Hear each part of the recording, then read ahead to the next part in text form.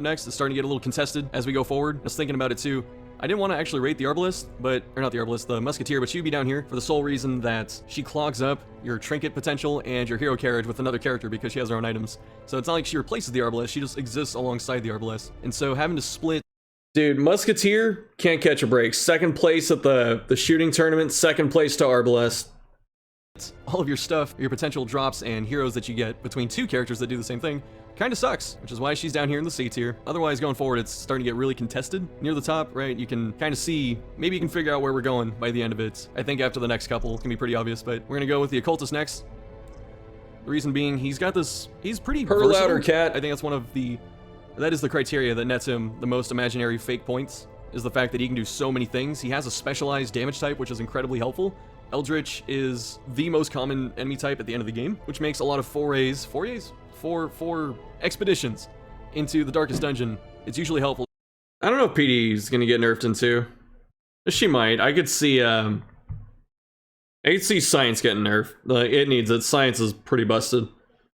Rate the cats. There's only one cat that you consistently see. The other one's dead ass asleep. Love Vapors Plus. Are you memeing, dude?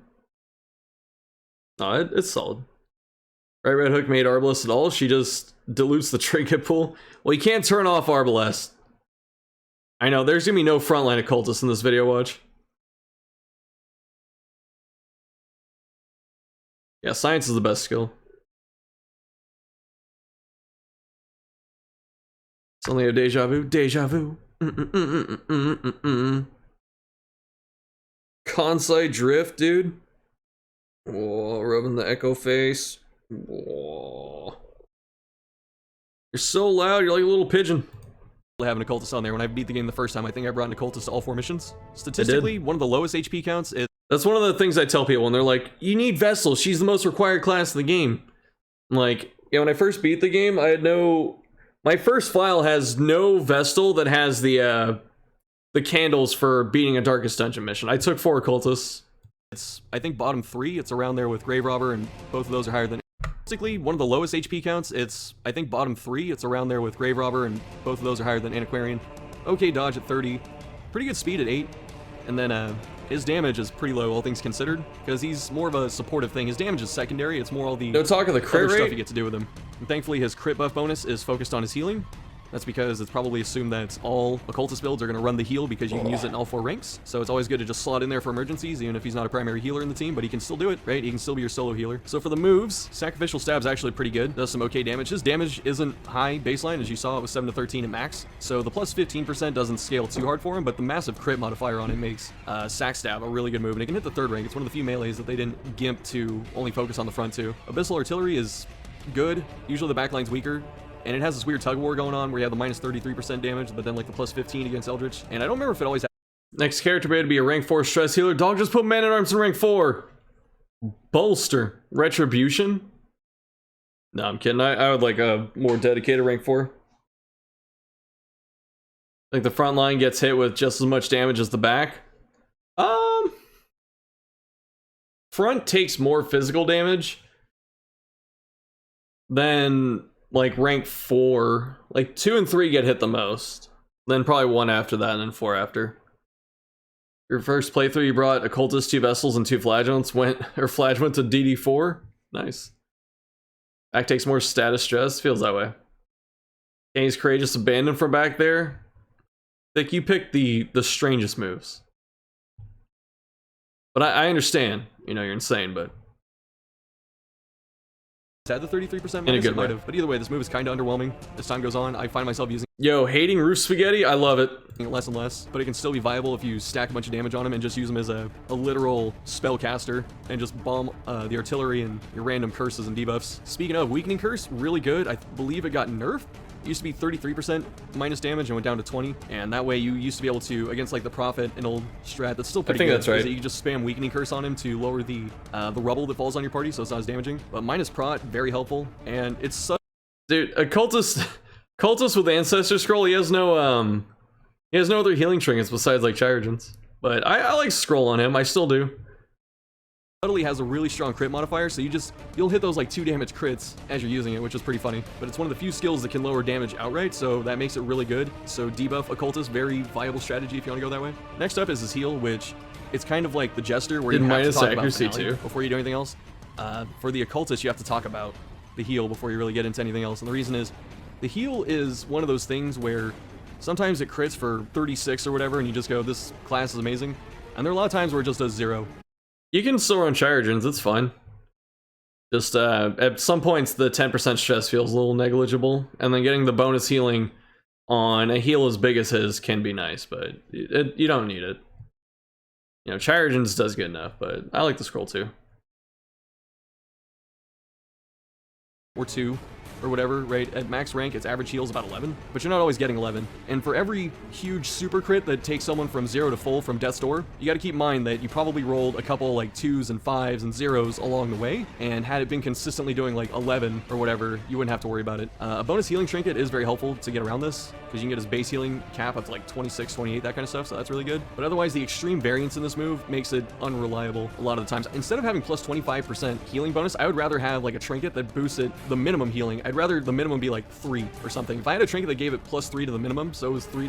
Everyone wants this for Occultist. They want some way to boost his minimal healing. That's why in BC you got it to 22 or whatever. I would actually like it a lot more. I would think that'd be a good improvement. But that is part of the character, right? He's tapping into the occult, and the occult can be very random and uncertain, so it actually makes sense that this weird, literally weird, way of healing people and stitching them back together or whatever is pretty variable. The Hex is pretty good. I don't like Mark's music is so loud here. Dodge. It's still good, but usually, I guess there's a playstyle preference, but usually I'm accounting for accuracy, so I usually put accuracy trinkets on. But either way, I think that lowering prot is much more important, but he does have a way to do that with the weakening curse, so if you really wanted to, you could Stygian's Embrace is really fun. And just nerf all their damage.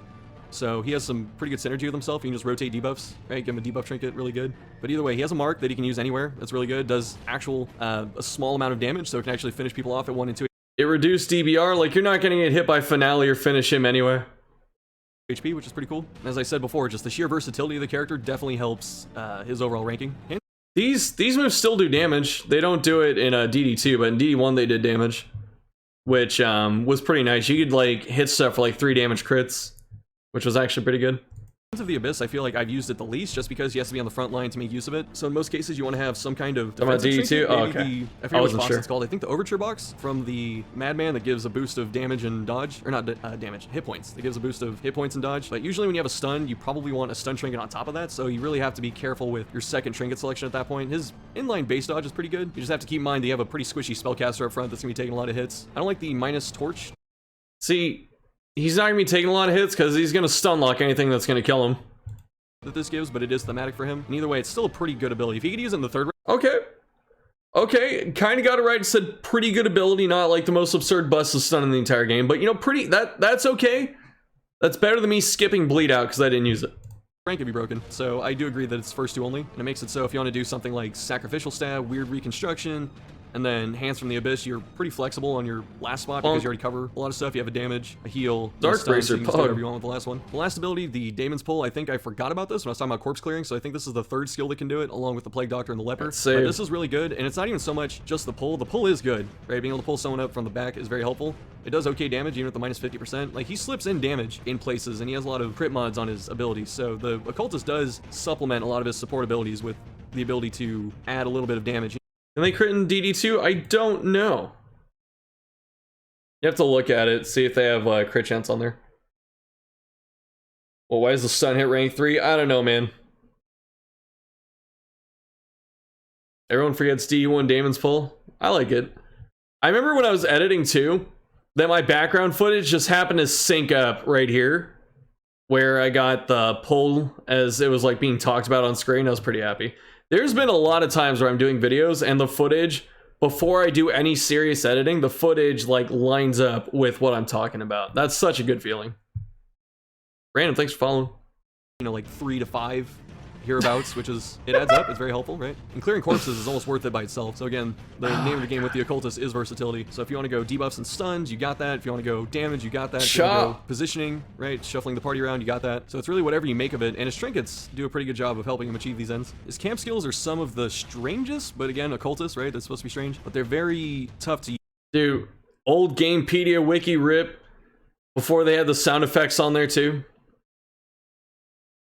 I should do a video where I go through and analyze the tactical thing from the wiki where they talk about each character, because I'm wondering how well they did.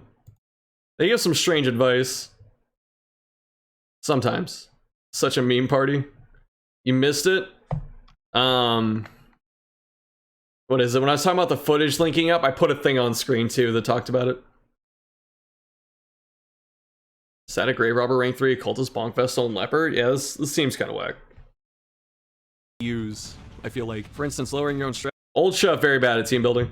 is okay. The minus 25, not huge, but it is one cost, and then you put some random stress on the rest of the team. It's good and bad, so you really have to weigh if it's worth using at that point. Removing a mortality debuff with Dark Ritual, actually pretty good if you need it. It's one of those things where you almost never need it, but when you get to use it, you go, okay, this is fantastic. So reducing Torchlight by 100 isn't too big of a deal. Giving yourself stress, not very helpful, but you also get a fat heal on top of it, so if you scrape out of a battle and someone almost died and they're like 0 hit points, death's door kind of thing, you can just heal them up, remove mortality. I think there's only 1 or 2 other moves that get rid of this as well. Dark Strength, arguably his best move, his best camping thing, just because 15 stress is a low penalty for plus 20% damage at 2 points. That's actually really good. So if you ever want to just hyper carry on someone, you can just drop them 20% extra damage, just have them train wreck people. And then the Commune is the only nighttime ambush preventer that Gonna be upset if the Tim strat isn't listed on the wiki, I know, right? Wiki likes restrictive padlock? Oh god. Unspeakable Commune's very good. Yeah, it's solid, it's 3 points. It's very flexible. Yeah, I think out of all these, I still, to this day, think Dark Strength's the best one, just because damage is never bad. It's never bad to have more damage. Which is better, camp before boss to make it easier, camp after to heal damage and stress. Depends how bad you think you're going to get torn up. Because like, if you camp before boss to get buffs, you might be able to kill the boss sooner before it does damage to you. It's the worst prevent ambush skill. What, because of effect? it costs 3 points. I think all the rest of them cost 4, but then you give yourself, or you give all your companions a little bit of extra stress, so still not bad. I'd rather use Bandit Sense or the Guard Dog or whatever it is, Watchdog, the one. All the 4.1s are better, but the only one that's potentially worse is Sanctuary if you have no targets to hit with the bonuses. It gives the same thing as Bandit Sense. But again, if you have some other thing, like you want to use Zealous Speech at 5 points, right? Having an extra 3, just never bad. Or I should say having one that prevents ambush at 3 is pretty helpful, especially if you don't have anyone else that can do it. Surprisingly, all of his base trinkets are actually pretty good. And even more surprising, I think his common ones are the 2 best that he has access to. The Eldritch Killing Incense is fantastic, even though it focuses... Okay, Old Chef definitely didn't know about Demon's Cauldron. I think someone in this comments section lit me up on this too. They're like, Demon's Cauldron's insane. Focuses on one type of enemy, it's pretty strong against that. Killing Incense is nuts. This trinket is so good. If you want to go like damage occultist. Evasion Incense is okay. I don't like the Sack Cauldron too much. Curse Incense is alright, but I don't use it. That type of enemy, and the bonus crit is probably the biggest factor about it. You said it, Evasion okay. Incense, I don't think it had the minus speed before, so I think that was a nerf. I remember I used to use this pretty much all the time. It'd be like whatever trinket I'm trying to use to supplement his build, like a Sun Ring or Healing Booster, and then it would just be Evasion Incense. And it's still good.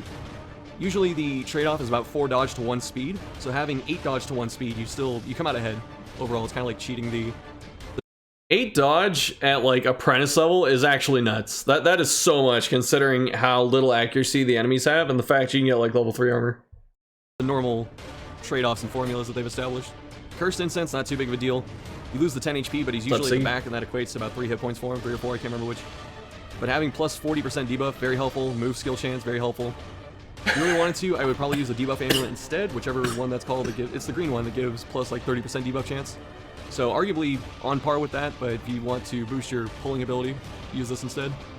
Sacrificial Cauldron, very good, just flat 20% damage. 10% stress. Very good, I never use this! Stress himself out. You just have to have that in the back of your head. The stress always gonna be coming up with him, but flat 20% damage, pretty good. Even though he's not primarily a damage dealer, it is a big boost. The Demon's Cauldron is probably the one I've used the least, and that's just because there is such a common thread in these videos with I use this the least, and I have like the worst opinion about it. Because it has 2 huge negatives. I would actually say this is worst trinket. Okay, good. I caught it in editing. Good. 3 crits pretty nice, but having the combination of minus virtue chance with plus stress is pretty bad, because he's going to hit the wall a lot sooner, but then also you just basically eviscerate your potential virtue. See, this is... If I was recording this video today, I would start reshooting right here. Like, it'd be Demon's Cauldron, and then I'd listen to it and go, wow, that's a dumb opinion, and then I would just erase it, and then I'd record it a second time. Chance with the same thing, so I tend to avoid it. I'd rather use anything else almost, in most cases, which is surprising. Usually the very rare trinkets, you want those to be good, and this one, it's good, the numbers are good, but it's definitely a pro and con thing, and I'm not in favor of those cons. This Crimson Court set is actually really good. It just kind of buffs everything that... CC said, I mean, Violet Sand is insane as a trinket. Also, I sit here and I talk crap about Demon's Cauldron. I'm gonna sit here and praise Violet Sand, which has less stun chance, but make that what you will. He's about at the cost of 10% HP, basically. The minus bleed skill chance applies to his heal, so you have less chance to bleed your teammates when you're healing them. I think the minus 25 makes it almost non-existent that you can bleed them. I think it puts it down into like the 30s, the bleed chance. So unless there's like a minimum 5% chance, I don't think you're going to bleed anyone reliably. In exchange for that 10 HP, 10% HP, you get a fat speed boost, fat damage boost, huge dodge, a bunch of bonus percentages on every other move that you have access to if you decide to play it about half light or lower. So overall, solid set, not the best one, but definitely like top 15. The Petrified Skull is cheap for a reason. It's not that good. It's one of those... No, Petrified Skull's insane. This is a very good trinket. Things where if you bring it to where it's supposed to be, aka the Farmstead, or if you're fighting Eldritch, then it's pretty good. I was talking before about having it as a frontline build with the stun. You could reliably go into the Cove with the Petrified Skull, and then maybe like the Cursed Incense or something, and then he would be... Yeah, Occultist's bad accuracies are definitely some people don't talk about enough. Like, they say Leper Miss, Leper Bad, but they don't say Occultist has, like, literally 90 accuracy on Sack Stab or whatever. Old Chef didn't know how to manage stress, that's why, yeah. Old Chef was the worst player. Which area fight theme is my favorite? Probably Cove. I like the Darkest Dungeon fight theme, too. But you only hear that for a little bit. I like the Cove a lot. Sack Stab has 80, there you go. It's 5 more than Chop, that's so bad. Be fine up there.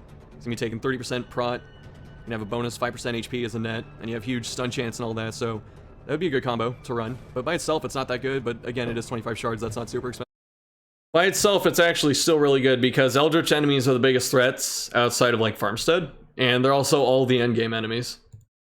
By any means. Overall, the Occultist is pretty good if you're trying to kill Eldritch. He has some really interesting attacks. Just starting and stopping, I'm sorry. Why do people use Sack Stab? It's good. It's got a lot of reach and you can use it from a lot of stuff. To cover a plethora of ranges. He has some okay damage output since all of his stuff still causes damage. He doesn't have anything that's just like minus 100%. And then his versatility is the strongest suit by far. You can have a healer with a big support loadout, or you could have someone that has a heal in case of emergency and he's focused on damage. And if you do go the damage route, I would say go Sacrificial Stab over Artillery. I don't think Artillery's that good, even if you can make use of it consistently. Artillery's not that good. Double dodge. You're not running accuracy though, but still. The minus 33% damage just sucks too much. But it does target 2 things, so that's definitely worth something. And now you're probably asking yourself, how small is S tier? You're starting to run out of heroes. Well, we're going to go with the Vestal next. I think the remaining 4 heroes, each one of them could have easily been in the S tier. And the ooh, Old Chef thinking Vestal could have been S tier. And Grave Robber, yikes. Big mega yikes. The reason the Vestal actually misses it is largely because of her not too great camping skills. Is that a better Ancestor trinket than Signet Ring? Signet Ring's amazing. But, you know, if you count the Shambler ones, Map's really good, Candle's good. Let's see, Pistol's good. Pen's okay. Pen's pretty good. Musket Ball is good statistically, but range characters are a bit weirder. Signet Ring's S, I agree. Just use Prophet's Eye. Prophet's Eye is very good too. Oh, I thought he said Ancestor Trinket. My bad. Is there a better accuracy trinket than Signet? It's between Signet and Focus. Warrior Cap? Dude, people sleep on Warrior Cap and like Steady Bracer for like their level. Those things are insane. That require a party. And Reckless Charm. Right, she's very supportive, but if you aren't rolling with 2 or 3 religious people with some of her camp skills and all that, it's usually not as good as other skills, which kind of sucks. Let's talk about the pros. She's the best healer in the game, and the reason is because she's consistent. She has the only group heal. Her single target healing is really good. I feel Warrior Cap carries early? It does. Like, I get legit sad when I can't find them in the start of a playthrough. Like Judgment's an underrated skill. She has The birth of the tempo zap. a couple debuffs, and she's pretty tanky, all things considered. So at 44 HP, pretty good, as I said before, really tanky. Or considerably tanky, especially for a backliner. 6 speed, middle of the pack, that's up there with your Hellions and all that, so respectable, not great, but okay. I'm sure there are people out there that are thinking, well, I want her to go last because she's healing, right? And that's kind of it's a little bit of a logic trap, because in a game like this, you don't want to be playing reactively if you can help it, you want to be playing... Oh my god, dude. Okay, I have some bad takes in these videos, but I was a forward thinker. Like, people were not talking about this back then.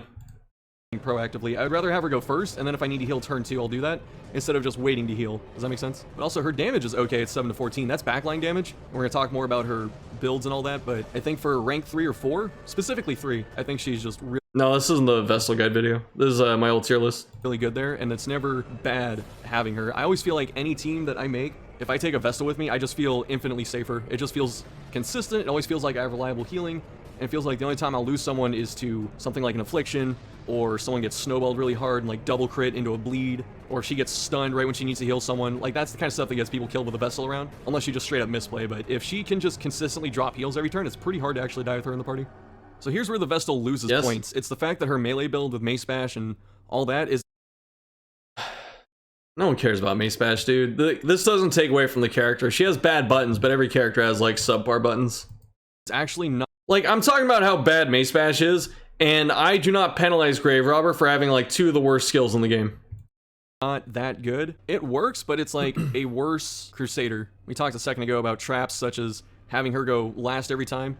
The other trap I do feel is the melee build, because you look, her Mace Bash doesn't even have a crit modifier or damage modifier. It's just, you know, flat whatever you get. Unholy is one of the least common enemy types, and considering she has 7 to 14 damage instead of like the normal melee 8 to 16 or 9 to 16, or even the Crusader's 10 to 19, makes having her up front not great. The only benefit of the rank 2 Vestal, I feel, isn't so much her damage, because it's not really there. You can boost and all that, but it's not about that. It's, she gets a couple debuffs, she gets her stun, and she can use her group heal from rank 2. That's what actually makes it really good. You have a group healer in rank 2, which means you can use her to supplement your Occultist if they're your primary healer. So it's this weird backwards way of doing things. Okay, I have a very strange aptitude for Bonk Vestal, because my opinions have largely not changed from here. I'd rather have the Occultist the one doing damage in that situation, but if you want it to go that way, you could do it. And like I said, she's actually pretty tanky. Is she 7 to 14 or 7 to 13? Not that the 1 point makes a difference, but I'm just curious. More tanky than someone like the Highwayman, I believe, and the Bounty Hunter. She's up there with them, so she can hang. She just doesn't have the damage output as those characters do. I said before, Judgment's underrated, I feel like, just for the fact that it heals. The other thing too, her damage is, you know, you can work with it. It's her crit rates that I hate. I hate that Mace Bash has like no good crit rate. Like, just give it +5. Just give it +5. It'll be infinitely better. Heals her, so there'll be a lot of times where she gets hit by something, she's missing 5 HP, and you could use Divine Grace and heal her back up yourself, or you can just hit Judgment. You don't even have to hit a person, you just hit a corpse. It's pretty good, and it's got a crit modifier also, like the +5, so you can boost her healing skills after. But there's a lot of times where, even with the -25% damage, she can put out some okay damage, dropping the random Judgments on targets she can consistently hit. Not those quick and evasive backliners, but those like rank 2s, you know, sometimes those rank 3s, those archers and stuff, she's pretty good at hitting those, so she can take care of herself with just Judgment spam. Her stun's really good. The fact that it boosts Torch is also helpful. That could actually save you some money. I've done runs before for fun where I don't take any torches, but it's not like a lightless type of run. It's usually the... Dude, double crit Judgment's like one of the best. Can you roll back to an older version of the game? You can. Thick knows how. I guess people modded it too, but yeah. Old, like, pre-nerf Flash was insane. Vestal and something like the Crusader, and the Crusader uses the Bulwark of Faith or whatever to boost the light meter by like 20, and then she just spams stun every turn. You just have to hit 1 or 2. Actually, if you look at it, the +6 counts for basically a tile, like a hallway tile. So as long as you hit 1 every fight, you almost don't need torches. And it's actually because Dazzling Light is, I feel like, a really... If you hit 1 every fight, you still need torches. You'd have to hit like 4 every fight. Really good skill. But I stopped using Sacred Scroll on her because it lowered her chance, but we'll talk about the trinkets in a minute. Divine Grace, really good. Don't have anything else to say about it, just solid heal, best heal, it's consistent. Found four emeralds in like 2 different instances, like from the fight or whatever, and then from the Curio right after. Consistently throw it out, give her a healing, buff trinket, start hitting like those 12s to 14 or whatever. Pretty hard to kill someone outside of... Sacred Scroll is a trap. Chain critting them to death. Divine Comfort, really bad at low levels, really good at high levels when you can get some healing trinkets, and also it heals like 3 to 5 or whatever the max rank is.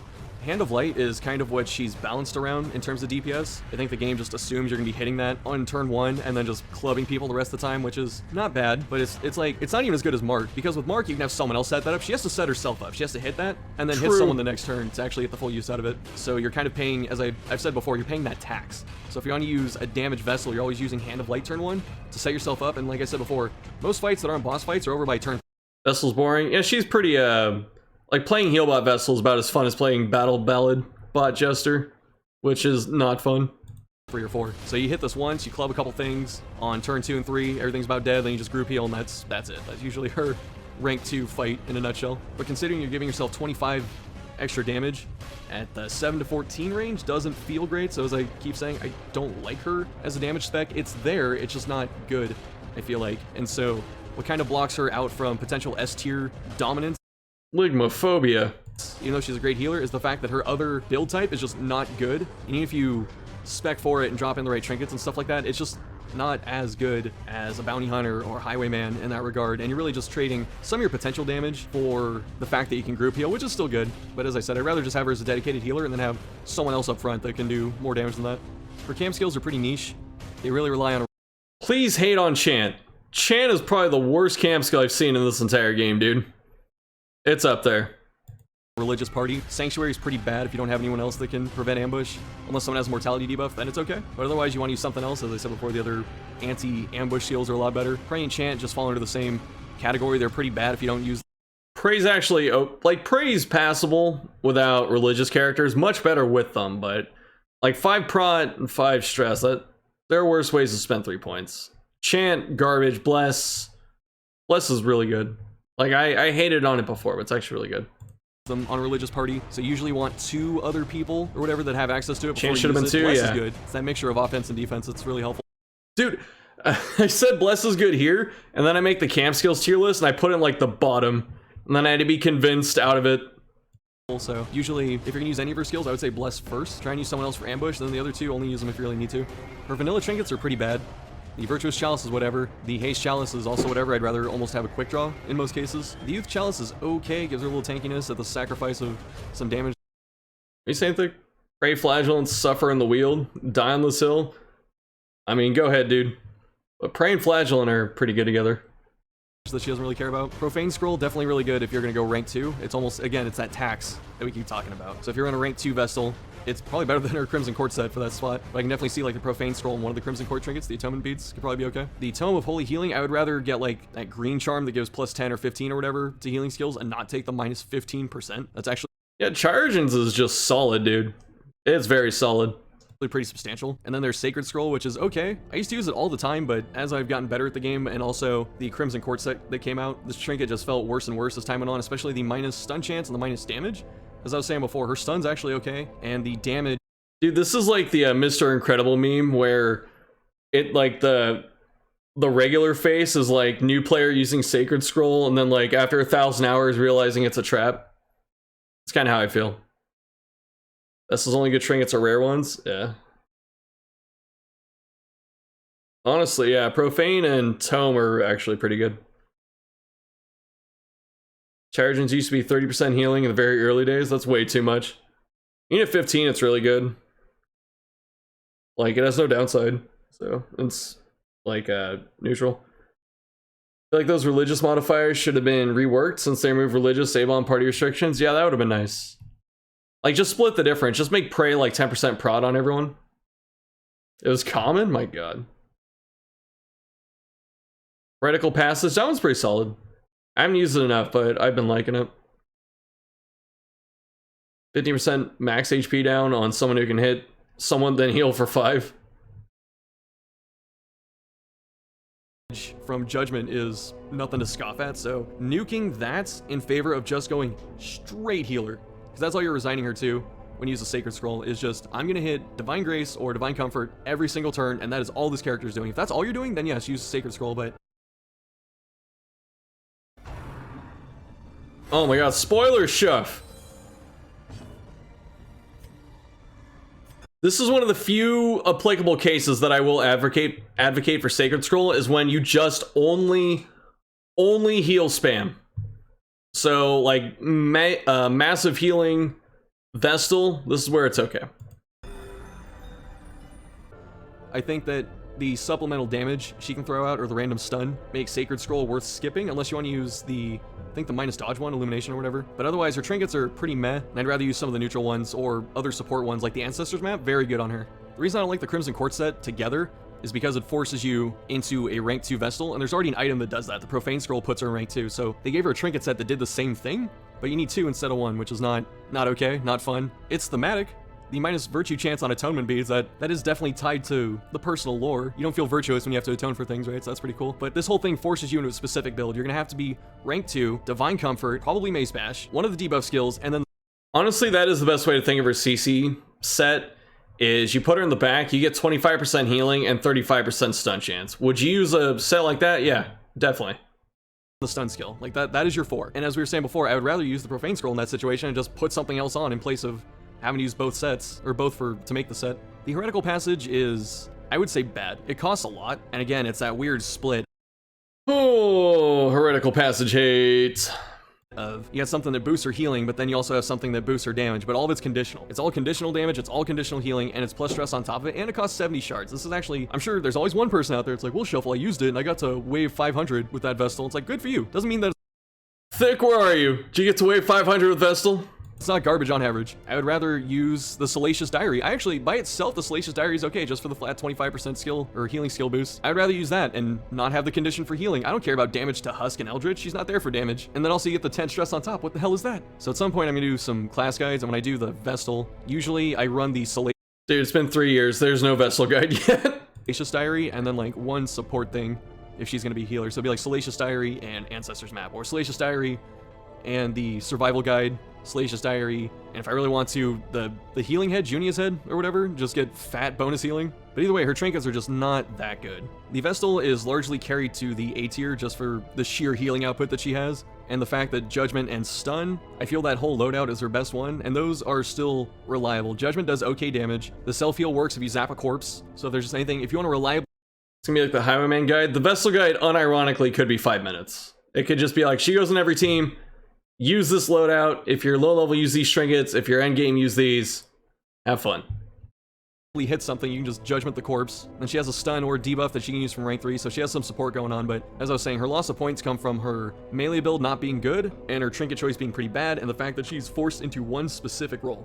But otherwise, I love the Vestal. Actually, I love all the classes. I keep saying I love each one, but I use the... That's a lie. There are characters I didn't like back in the day, like Man-at-Arms and Arbalest. The Vestal a lot. She's very reliable, and I think... I still don't like Man-at-Arms. I'm gonna be honest. I do not like Man-at-Arms in DD1. That's not to say he's not good. I just don't like him.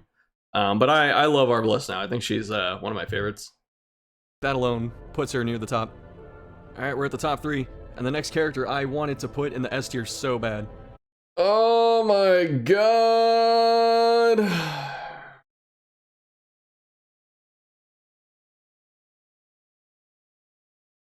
Like, this character was there for the first 3 editions or drafts or whatever of this list, and then finally I talked myself out of moving them down. So our last person in the A tier is the Grave Robber. I love this class. She's No, Grave Robber's still my favorite, but she's not like top 3 borderline S.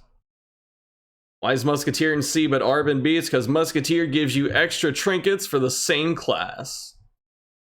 Clogs your loot pool. very fun. She has a lot going for her, but there are a few things that kept her out of... Man-at-Arms is big brain. Man-at-Arms has the hardest turn 1 in the game, I think. That's my opinion. What is this, nepotism? What do you mean nepotism? More trinkets to sell, true. I just don't like playing Man-at-Arms. Like, yeah, I mean, it was really good that he was part of the conclusion of the no death. You want to know how to play Man-at-Arms? I made a guide on it. It's okay. I've made better guides than the Man-at-Arms one, but... Is so many useful moves? Yeah, kinda. He's got 5 moves. He's got like 6 move slot syndrome. Antiquarian should be a special tier for herself. She shouldn't be rated like the other characters. Because Antiquarian's like an economy character. Like, she has some pretty good combat effectiveness, but she's definitely an economy character. Adams is to D1 tanking, what Vestal's to D1 healing. DD2 he has 10 move syndrome. Also, is the only character to not have an oblique angle to her face. Crusader looks sideways, I think. That's what Thick tells me every time I bring up that point. Axe Dodge Anti versus Ancestor. Anti, you spent 2 years in the Penance Hall. The heavens, the upper echelon. And it largely comes down to the fact that she has backline damage. So if you look at her stats, base... True, actually. Her being 7 to 14 sucks so freaking bad. Like, make her 8 to 16 and then take, like, the damage penalty off of pick, and then lower the lunge bonus damage to, like, 20% at max. 36 HP, pretty low. That's right above the Occultist. Base 30 dodge is okay, not amazing. Highest base speed in the game, that does count for something. Really high base crit at 10. But then as we were saying, the 7 to 14 damage, that is Arbalest damage, which is also why the Arbalest is way down there, considering that she's supposed to be a sniper. Like, the Arbalest should have had 8. Oh yeah, dude, I show the end game stuff, which, like I said, back then I didn't consider spoilers because I had like no subscribers. I had like 700 subs. I never expected these videos to do well.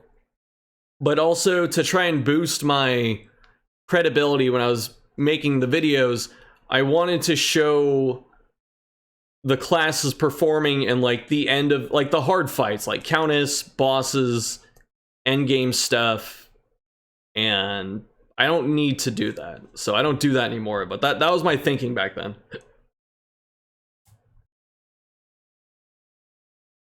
Shown spoilers in a guide for new players. I didn't classify these for new players, but a lot of new players looked at them.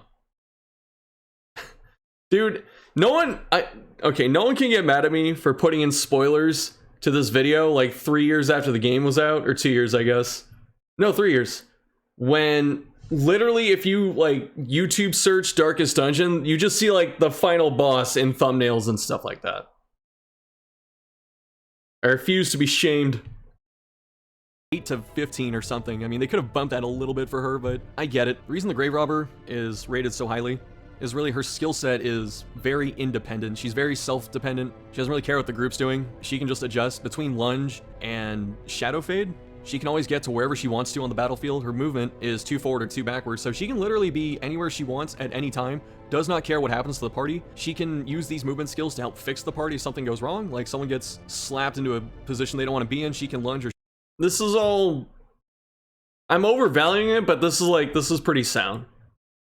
Shadow fade and fix it. She has a mixture of her own damage tools, but also defensive tools, as well as supportive tools in terms of helping other people achieve their objectives, like the dagger move that lowers bleed resist. Her trinkets are really good, and she brings a 250 gold item that you almost... Her trinkets are not good. Well, I take that back. She has some good trinkets, but she has some bad ones too. And she does bring a shovel.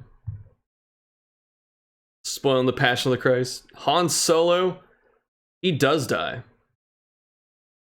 I gotta talk about how bad the new Star Wars movies are at some point.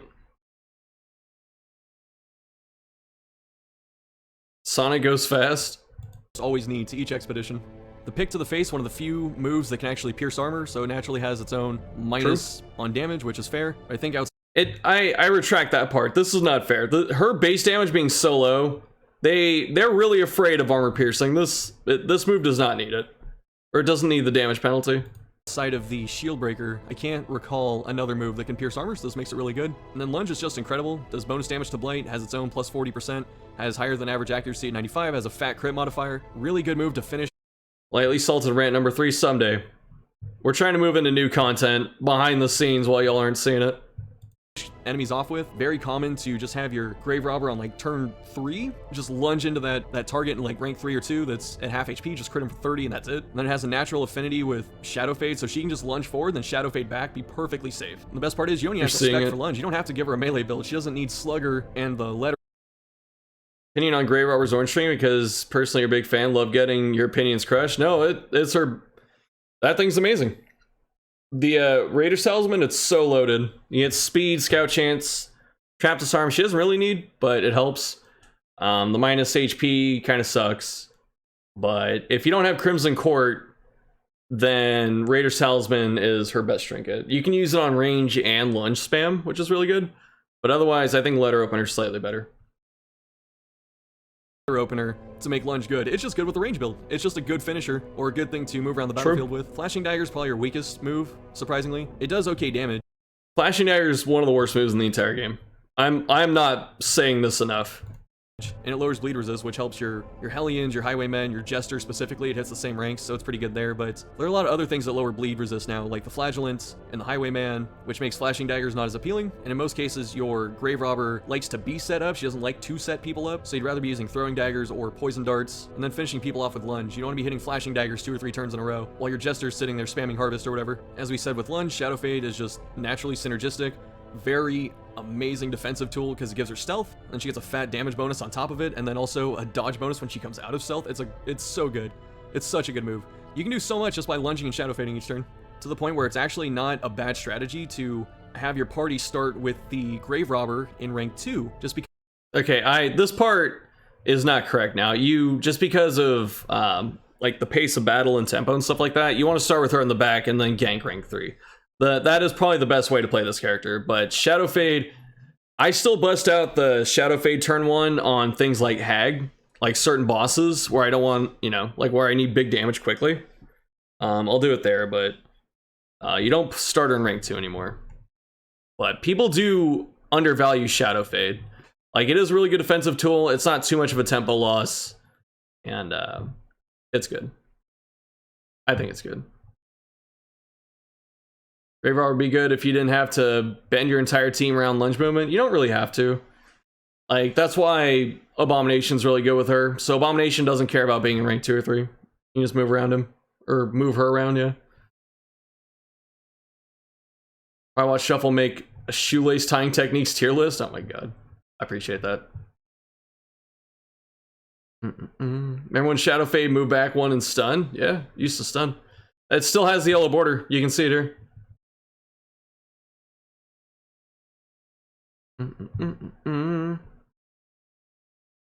Yeah, Spartan's the resident DD1 historian.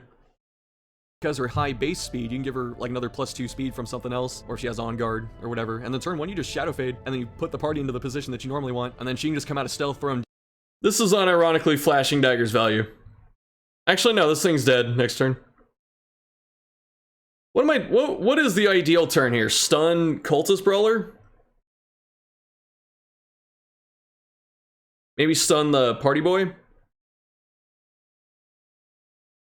It's not heal Flagellant. But I have a feeling I'm thinking that. That's why I'm not playing this turn quickly. Daggers for fat bonus damage. But otherwise, I think Shadow Fade it might be her best move. It's one of them. Probably her top 3, in her top 3 of moves. It's a really good one. The Throne Dagger. Really good move. Something she snipes with. I respect the tempo zap. That was the wrong target, though. Kind of sucks. So you're kind of banking on an early crit. Since she has her, base 10 speed, it's really nice to turn 1, throw a dagger at that cultist in the back or the pink fish or whatever, and then just hit that crit for 20 damage, take him down, and then give yourself bonus accuracy and just start sniping everyone. The bonus mark damage is natural. It's kind of hard to set her up, though, because you need someone else to go before her, ideally, and that's not happening with her 10 speed. So usually she's doing something else. Turn 1. Honestly, what you could do, turn 1 Shadow Fade, and then have someone mark for her, and then turn 2 just comes out throwing daggers for fat damage. But in most cases, that's way too much setup for, like, I completely trashed Arbalest for needing marks. I'm sitting here saying you can Shadow Fade and mark to get 25% bonus damage, and I'm saying it's a good thing like that. The thing that I hate most about watching these, it's not that I get things wrong, it's that I'm inconsistent, and I really try not to be inconsistent anymore. Like, I wasn't trying to be back then, but I was. You can just leave her in the back and act as a pseudo sniper, just hitting throw dagger every single turn. Poison dart pretty handy if you have other blighters. Because of all of her bonus damage to blight targets, she's really synergistic with the shield breaker, as well as the Plague Doctor, and to a lesser extent the Abomination. Sim bias came through. Blight she appreciates, so she can just get all that bonus damage with lunge and throw dagger. Or she can help them out also by lowering their blight resist with her poison darts. It also hits every rank, which makes it really good. So you can sit there and like throw daggers to pick off the people in the back, and then if you don't want to use the pick and put her up front against those bruisers, she can just wear them down with blight damage. Lunge bot. It also goes for 4 rounds instead of 3, which is worth noting. And then her last one, the how do the damages or damage bonuses stack? Is it additive or multiplicative? I think it depends. Like, I think some things are calculated afterwards, but a lot of it is calculated beforehand. It's kind of hard to say offhand. Dragon Shot should be Vendetta from BC. That'd be nice. They're all additive? Are you sure? I guess so. Because, like, I was thinking specifically, like if you lunge a target that's blighted, Like lunge, I think is additive, but then is the blight bonus additive too, or is like added a different way? I can't remember. Like I remember trying to do the math before, and it didn't come out to the number that I thought it was going to come out to. So I thought I got it wrong, or I thought that I didn't understand it correctly. I'll read the explanation in a minute. Box and trickery is pretty good. It's defensive. It's pretty good. This is the worst move in the game, dude. Gives her a bonus speed, or gives her some bonus speed, bonus dodge, cures blight and bleed. So it's a reactive tool, and it's still. I tabbed out to look at the map. So if you've ever noticed in my videos, like sometimes the mouse goes like off screen up here. This is me moving out of frame to click my internet browser. So I'm looking at a map right now. I would bet money that I'm looking at a map. Solid, but I don't like using it for the cure. And the mouse is gonna come back down this way, watch. Blight and bleed, even though that is helpful. Oh, it came from the bottom? Defensive hit points to be reactive. The heck? You know, she's gonna get hit for whatever damage, and then take a 3 or 4 point bleed / blight. And so she'll lose like anywhere between 8 to maybe 15 hit points, and then she'll hit this, and then she'll be defensive, but you're better served by her dodging it in the first place than reacting to it. So even though this isn't a bad move. Not memorizing the DD maps. I know this map now. I know DD2 pretty well too. I have not memorized DD3. I don't know that map, but I did memorize DD4. By any means, I don't think it's her best one. In fact, I might say it's one of her worst, but that's just how good this character is. Even her... It's called Alt-Tab. I don't have to Alt-Tab, I can just click. Potentially worst move is still good in a lot of situations. Her camp skills overall are really good. The snuff box is fantastic. That's potentially 2 diseases removed for 3 points. You know, high level, depending on your building upgrades, if you cure 2 people that are diseased, her and someone else, that's just 1,600 gold abouts you gave yourself. And Snuffbox could have easily been 4 points, and I would still be okay with it. At 3, it's really good. Gallows Humor, really good if it works, if you don't hit the 10 stress, which the odds are in your favor, but still pretty solid. 4 points, a little steep. Press the Windows button. It has the potential to high roll and be really good. 2 points for bonus 20 scouting, fantastic. DD4 is easy to remember. Yeah, I was memeing. It's DD4 is just a straight line. But I do know where the secret room is. Snuffbox be nice in DD2. Oh my god, yes, please. Please, Red Hook. Mew, thanks for following. Fantastic, sign me up. Then 1 point to get a supply item. Sometimes good. Sometimes you get something you need. Sometimes you get something that just becomes gold at the end, but it's never bad. It's only 1 point. So if you find yourself in those odd situations, like, why not? Let me just see if I can get a key or another holy water or something. Her trinkets, especially her vanilla ones, I would argue they're in the running for the best in the game. They're just that is simp bias right there. These two, Sickening Satchel and Blighting Satchel. Blighting Satchel's okay. I hate Sickening Satchel a lot. And then Quickening's pretty good. Lucky and Raiders are really good.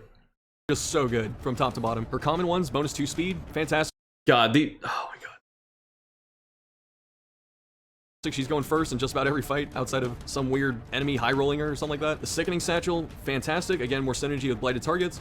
Blighting Satchel, if she wants to blight them for you, really good. Even by itself, the 1 speed for 4 dodge, pretty solid. Lucky Talisman, probably your best trinket. I think it got nerfed. I don't think it used to have the plus stress. I think they put that on later. I could be wrong. But either way, 10 accuracy, great. She'll almost never miss because she has high base accuracy. 12 dodge, incredible. Puts her up to 42 base dodge. Thank you. Hell yeah, I'll do that. Rare Charm, or Trinket rather. I can find that early. Can start finding that, doing those long missions or something like that. Really good. And then Raider's Talisman, they actually nerfed it harder. It used to, I think, be plus extra food consumed, which no one cared about. So instead of Was it food? Was it food consumed? It must have been. I thought it was stress. Why'd they take out the food consume?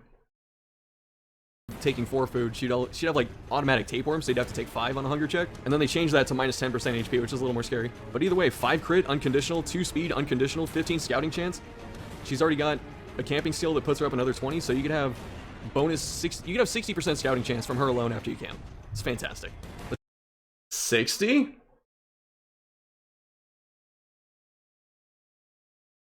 $60? It's 20 plus 15, 60? Trap disarm is probably the worst stat on here because you don't need it because she's already a rogue, so her disarm chance is pretty good, but never fail a trap. I'm down. And my most common grave robber loadout is the Lucky Talisman and the Raider's Talisman. They just work so well. Okay, that's I don't do that anymore. I don't like Lucky and Raiders together. Like they're good together for sure, but I'd much rather do Raiders and letter opener together, and they cover so many bases. And for having that combination, you get 10 stress, no one cares, minus 10% HP. Kind of bad, but she's so defensive with the ability to go stealth and stuff like that, and her innately high dodge now. Her Crimson Court set is okay. The whole thing combined is really good. You only lose 10. What? The whole thing combined? Dog. 5 crit as a set bonus is fine, but Absinthe? Worse Hag's Ladle? 10% HP for a ton of buffs, but I don't think her Blight build with the Absinthe is that strong. I think her Throwing Dagger or Lunge or just super movement builds, even using the pickaxe, I think all those are better than The times where the Raider's Trap Disarm kind of matters is if you are lower level than you should be for the dungeon, and I believe that Afflictions lower your Trap Disarm. I believe. If I'm wrong, then yeah, it largely doesn't matter. Is your favorite alcoholic beverage dirty with those stats? You're an Absinthe enjoyer? Is video sped up? No, it's faster. It's at 1.25. spamming poison darts, even though I find myself doing that from time to time just because it's nice and easy. I will say though, the sharpened letter opener, if you're going melee, you don't even need the set, just put that on. 5 dodge, extra damage, that almost makes it worth using lunge and pickaxe exclusively. Just having her... Don't kill the priest, chef. This is either a Shadow Fade turn or a pick to the face turn. Or maybe in rank 3, I think she can use pickaxe there, so you can just use Don't that do it. until you want to lunge and then Don't shadow do fade it. over and over. You did so it. definitely if you like your grave robbers to be melee, just use sharpened letter opener. You almost don't need anything else. The top shelf tonic is actually pretty good. It's expensive at 80 shards, but 15 dodge conditional, but still 15 dodge. 3 speed, pretty good on his face. 50% blight duration, that means that your poison darts last for 6 turns instead of 4, which gets way better if you fight any enemy that has multiple actions.